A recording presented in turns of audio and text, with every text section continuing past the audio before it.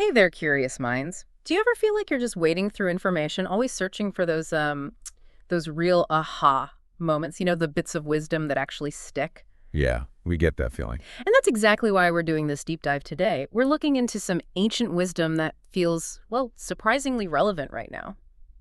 Today we're focusing on a really fascinating lecture by Venerable Master Benny. It's called Generating the Bodhi Mind, Removing Obstacles. Hmm. And it's not just a lecture, it's full of insights from a dialogue he had with a disciple. It offers some pretty unique ways to look at the world, and maybe more importantly, ourselves. Right. So our goal here to kind of distill the main teachings, give you a shortcut maybe to some profound understanding. And what's really compelling, I think, is how Master Benny uses these incredibly vivid analogies, sometimes quite surprising ones, actually, Yeah. to explain these complex spiritual ideas. It just makes them so much more accessible. We'll be digging into how this Bodhi mind, sometimes called the mind of awakening, is described. How it's like a tool. A tool. Yeah, a powerful tool to remove these internal blockages, almost like how a doctor would treat a physical problem. Okay, let's dive into that first big idea then. The Bodhi mind is compared to eye drops that can remove ignorance or delusion. And your first thought might be, well, my eyes work fine. Exactly. And the master clarifies it's not about your physical eyesight. He compares it to more like a film or a membrane that blocks our perception, like a cataract maybe. And he gives this simple but really powerful example. Hold a tiny leaf right up close to your eye. Okay. It can completely block your view of something enormous, like Mount Tai. Wow, yeah. So this film isn't physical, it's conceptual. And it's caused by what Buddhism calls afflictions, things like greed, anger, delusion. Basically mental states that cloud our judgment. And this is where it gets really interesting for our everyday lives. He uses food preferences as an example, kind of unexpected. He says, if you only ever eat what you like, you end up with illnesses from having too much of that. And you also suffer from lacking what you don't like but maybe need. Both ways lead to sickness. Exactly. And both stem from just your preferences acting like that film over your eyes. So it's not just abstract ignorance, it's how our small, everyday likes and dislikes can create these huge blind spots. Yeah, preventing us from seeing what's actually good for us long term, like a kind of self-sabotage, almost by design. It really makes you think, doesn't it? It does. Yeah. How often do our own attachments or preferences act like that leaf, blocking us from seeing what's truly helpful or maybe even harmful right in front of us, Yeah. failing to see the real opportunities or the real dangers. So the Bodhi mind, in this sense, is about cultivating this deep awareness so you're not so easily fooled, leading to clearer thinking, better choices. Okay, so from eye drops, now we move to tweezers. The lecture says the Bodhi mind can pluck clean all the thorns of self-view. Thorns. Self-view, what's that about? And how does that connect to suffering? Why is it so hard to pluck out? So he explains self-view as basically the perspective that this physical body is you. That's it. Right. My body is me. And he points out, if you identify completely with the body, well, you're signing up for constant suffering. Pain from hunger, pain from being too full, from cold, from heat. There is much suffering this body is like that, he says. It really challenges how we think about discomfort, doesn't it? Instead of just fighting the external thing, maybe the suffering comes from how we identify with these temporary physical states, clinging to something that's inherently changing. He even mentions the intermediate state body. Yes, the Bardo state in Tibetan Buddhism, or Trung Then in Vietnamese. Right, the state between death and rebirth. And apparently that state doesn't feel physical cold or heat or hunger. That's the teaching, yes. So if that state doesn't have those pains, why are we so attached to this body with all its built-in suffering? And this is where his analogy gets really stark. Viewing this body, which is prone to pain, as some kind of treasure, is like having a thorn stuck in you. It just causes constant pain, big or small. Wow. He goes even further, compares the body to black coal or even a cesspit, saying, look, no matter how much you wash it, fundamentally it's kind of messy, and it's a source of suffering if you cling to it as your entire self. It really makes you ask yourself, am I adding to my own suffering? By identifying so strongly with physical feelings and this physical form, which are, naturally imperfect and always changing. Okay, now this next part. This is where it got really mind-bending for me.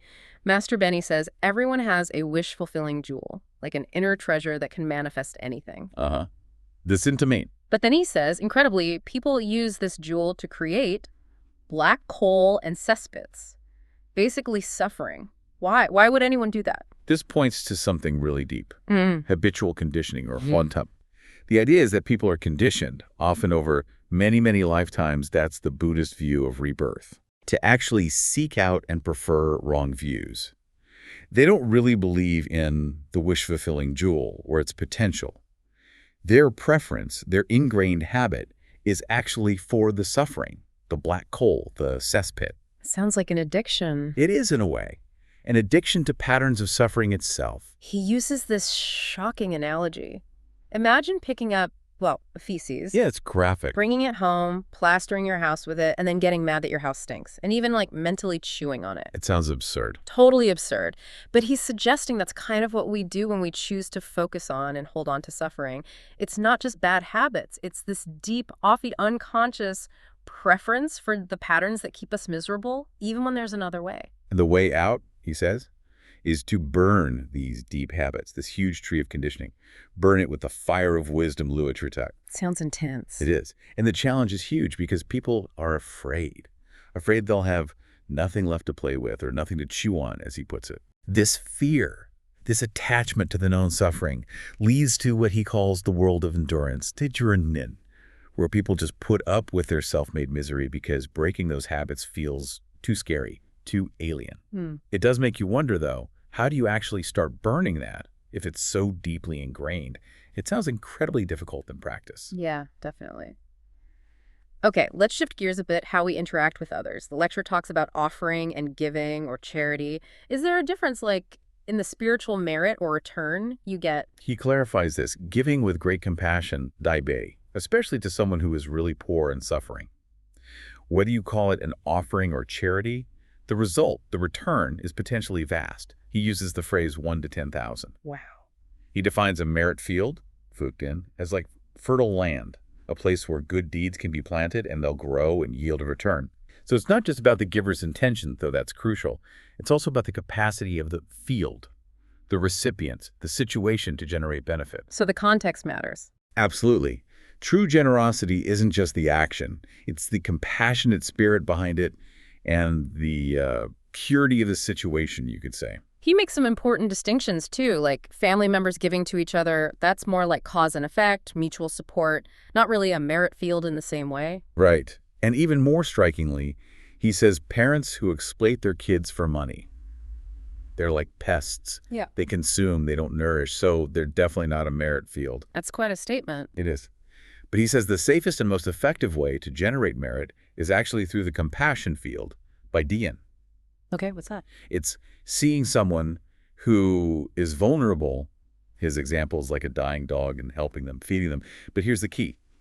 Doing it with profound reverence, without any contempt or looking down on them. Ah, the attitude is critical. Absolutely critical.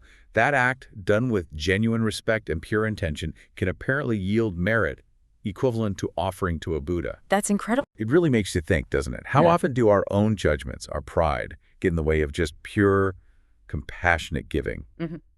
And maybe limit the benefit for everyone involved. Yeah, definitely something to reflect on. Okay, finally, he gives a pretty serious warning about accepting offerings if you aren't actually enlightened. What's the danger there? Accepting gifts or support if you're, as he puts it, using a body that breaks precepts, basically? Not living up to a high standard? He's very clear.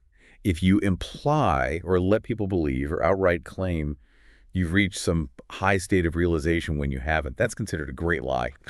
Right. And he uses another really potent, almost disturbing analogy.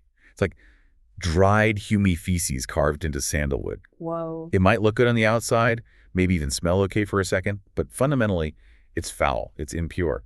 And doing that, he warns, can cut off roots of goodness, meaning it eradicates your positive qualities. It leads to really dire consequences, spiritually speaking. It's a huge emphasis on integrity, authenticity, especially in spiritual practice. So what's the takeaway for us, for the listener, in just our everyday interactions? How do we navigate giving and receiving honestly, especially if people have, mistaken ideas about us or what we're doing? Honesty is key. Having a straight mind, Tamthong, which he calls a true Dharma field, a place where genuine practice happens. So be upfront. Exactly. Yeah. If someone mistakenly thinks you're some kind of bodhisattva and offers you something, he suggests just being honest. Say something like, look, I've just started on this path. I still have plenty of afflictions, lots of karmic obstacles. Please understand. Okay. Or, even more profoundly, you could ask them to offer it to my dharma, meaning to support your practice or the principles you're trying to follow, rather than offering it to you personally. That's an interesting distinction. It is, because the giver always benefits from their act of generosity, their intention. But whether the recipient benefits depends on how they use that offering. Do they use it to uphold the dharma, the truth? Or do they use it for, as he puts it, feeding demons like ego or delusion? If it's the latter, they lose out. It's all about transparency and genuine intention, making sure both sides benefit ethically and spiritually. Wow. Okay, that was quite a deep dive into the Bodhi mind, clearing our inner vision, pulling out those thorns of self-view. Recognizing the trap of our own habits. Yeah, and understanding the real impact of giving with compassion. It really does circle back to Master Benny's main point, doesn't it? Yeah. You have this wish-fulfilling jewel inside you. We all do. Right. And the choice is always there. Are we going to unconsciously use it to just keep creating suffering through these really ingrained habits? Or are we going to consciously use it to cultivate wisdom, cultivate compassion, and actually change how we experience everything? So the question for you, listening, as you go about your day, maybe ask yourself, where might my own preferences, my attachments, be acting like that film over my eyes? What am I maybe not seeing clearly because of them? And what little spark of that fire of wisdom can I maybe ignite today to just start burning away one of those unhelpful habits, even a tiny bit, just to let that inner wish-fulfilling jewel shine a little brighter